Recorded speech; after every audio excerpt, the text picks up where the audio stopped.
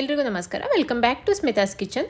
ನಾನಿವತ್ತು ಒಂದು ಸಿಂಪಲ್ ಆಗಿರೋ ಮತ್ತು ಟೇಸ್ಟಿಯಾಗಿರೋ ಒಂದು ರೈಸ್ ರೆಸಿಪಿ ತೋರಿಸ್ತಾ ಇದ್ದೀನಿ. ಬೆಳಗಿನ ಬ್ರೇಕ್ಫಾಸ್ಟಿಗಾಗಿರ್ಬೋದು, ಮಕ್ಕಳು ಲಂಚ್ ಬಾಕ್ಸಿಗಾಗಿರ್ಬೋದು, ತುಂಬಾ ಕ್ವಿಕ್ಕಾಗಿ ಮಾಡ್ಕೊಳ್ಬೋದು ಮತ್ತು ಅಷ್ಟೇ ಟೇಸ್ಟಿಯಾಗಿ ಕೂಡ ಇರುತ್ತೆ. ಬರೀ ಒಂದು ಕಟ್ ಪಾಲಕ್ ಸೊಪ್ಪಿದ್ರೆ ಸಾಕು, ಈ ರೀತಿಯಾಗಿ ಟೇಸ್ಟಿಯಾಗಿರೋ ರೈಸ್ ಮಾಡ್ಕೊಳ್ಬೋದು. ಪಾಲಕ್ ರೈಸ್ನ ಮಾಡ್ಕೊಳ್ಬೋದು. ಜೊತೆಯಲ್ಲಿ ನಿಮಗೆ ಮೊಸರು ಬಜ್ಜಿ ಬೇಕಂದರೆ ಮಾಡ್ಕೊಳ್ಬೋದು, ಇಲ್ಲಾಂದರೆ ಹಾಗೆ ಕೂಡ ತಿನ್ಬೋದು. ತುಂಬಾ ರುಚಿಯಾಗಿರುತ್ತೆ. ಬನ್ನಿ ಇವಾಗ ಲೇಟ್ ಮಾಡೋದು ಬೇಡ, ಪಾಲಕ್ ರೈಸ್ ಹೇಗೆ ಮಾಡೋದಂತ ನೋಡ್ಕೊಂಡು ಬರೋಣ.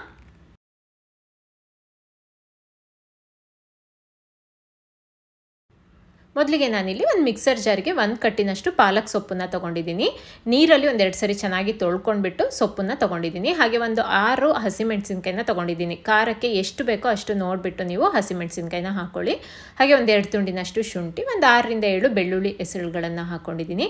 ಹಾಗೆ ಸ್ವಲ್ಪ ಕೊತ್ತಂಬರಿ ಸೊಪ್ಪನ್ನು ಹಾಕ್ಕೊಂಡಿದ್ದೀನಿ.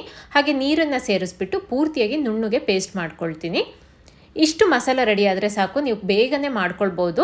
ಇವಾಗ ಮಸಾಲ ರುಬ್ಕೊಂಡಿದ್ದಾಗಿದೆ ನೋಡಿ, ಇಲ್ಲಿ ಈ ರೀತಿ ನುಣ್ಣಗೆ. ಇವಾಗ ಒಗ್ಗರಣೆ ಮಾಡ್ಕೊಳ್ಳೋಣ. ಇದನ್ನು ಸೈಡಲ್ಲಿ ಇಟ್ಕೊಳ್ತೀನಿ. ಒಂದು ಕುಕ್ಕರಿಗೆ 2-3 ಚಮಚ ಎಣ್ಣೆ ಹಾಕ್ಕೊಳ್ತೀನಿ. ನೀವು ಸ್ವಲ್ಪ ತುಪ್ಪ ಬೇಕಿದ್ರೂ ಹಾಕ್ಕೊಳ್ಳಿ. ನಾನಿಲ್ಲಿ ತುಪ್ಪ ಏನು ಬಳಸ್ತಾ ಇಲ್ಲ ಇವತ್ತು. ಒಂದು 2ರಿಂದ 3 ಚಮಚ ಎಣ್ಣೆ ಹಾಕ್ಕೊಳ್ತಾ ಇದ್ದೀನಿ. ಎಣ್ಣೆ ಬಿಸಿ ಆದ ನಂತರ ಒಂದು ಪಲಾವಿನ ಎಲೆನ ಮುರಿದ್ಬಿಟ್ಟು ಹಾಕ್ಕೊಂಡಿದ್ದೀನಿ. ಹಾಗೆ ಒಂದು ಚಕ್ರ ಮೊಗ್ಗು, ಒಂದು ಏಲಕ್ಕಿ, 1-2 ಲವಂಗ, ಒಂದು ತುಂಡು ಚಕ್ಕೆ, ಹಾಗೆ ಸ್ವಲ್ಪ ಸೋಂಪಿನ ಕಾಳನ್ನು ಹಾಕ್ಕೊಂಡಿದ್ದೀನಿ, ಒಂದು ಅರ್ಧ ಚಮಚದಷ್ಟು. ಹಾಗೆ ಒಂದು 8ರಿಂದ 10 ಗೋಡಂಬಿನ ಮುರಿದ್ಬಿಟ್ಟು ಹಾಕ್ಕೊಂಡಿದ್ದೀನಿ. ಇದೆಲ್ಲದನ್ನು ಒಂದು 30 ಸೆಕೆಂಡ್ ಫ್ರೈ ಮಾಡ್ಕೊಳ್ಳೋಣ. ಸ್ವಲ್ಪ ಗೋಡಂಬಿ ಕಲರ್ ಚೇಂಜ್ ಆಗೋವರೆಗೂ ಫ್ರೈ ಮಾಡ್ಕೊಳ್ತೀನಿ. ನಂತರ ಒಂದು ಕಟ್ ಮಾಡ್ಕೊಂಡಿರೋ ಈರುಳ್ಳಿನ ಹಾಕ್ಕೊಂಡಿದ್ದೀನಿ. ಉದ್ದಕ್ಕೆ ತೆಳುಗೆ ಕಟ್ ಮಾಡಿ ಇಟ್ಕೊಂಡಿದ್ದೀನಿ.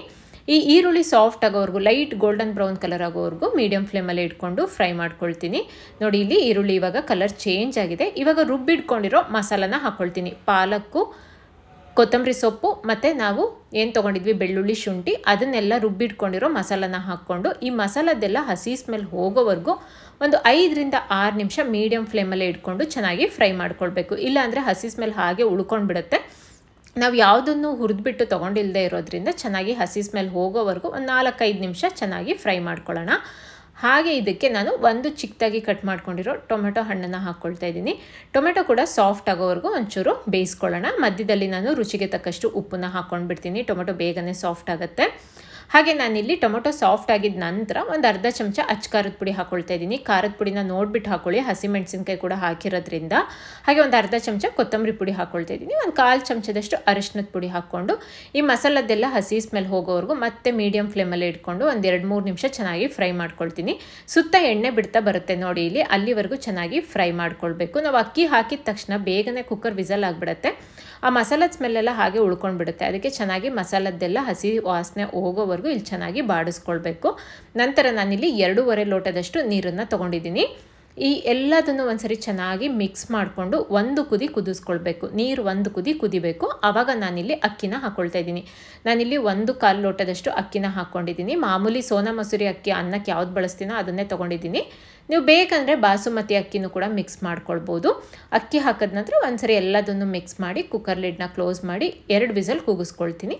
2 ವಿಸಲ್ ಆದ ನಂತರ ತೋರಿಸ್ತಾ ಇದ್ದೀನಿ ನೋಡಿ, ತುಂಬ ಚೆನ್ನಾಗಿ ಕುಕ್ ಆಗಿದೆ. ಮಸಾಲೆ ಎಲ್ಲ ಈ ರೀತಿ ಒಂದ್ಸರಿ ಮೇಲೆ ಬಂದು ನಿಂತ್ಕೊಂಡಿರುತ್ತೆ. ಕುಕ್ಕರಲ್ಲಿ ಮಾಡಿಕೊಂಡ್ರೆ ಒಂದ್ಸರಿ ಲೈಟಾಗಿ ಈ ರೀತಿ ಮಿಕ್ಸ್ ಮಾಡಿಕೊಂಡ್ರೆ ಟೇಸ್ಟಿಯಾಗಿರೋ ಹಾಗೆ ಸಿಂಪಲ್ ಆಗಿರೋ ಪಾಲಕ್ ರೈಸು ರೆಡಿ ಆಗುತ್ತೆ.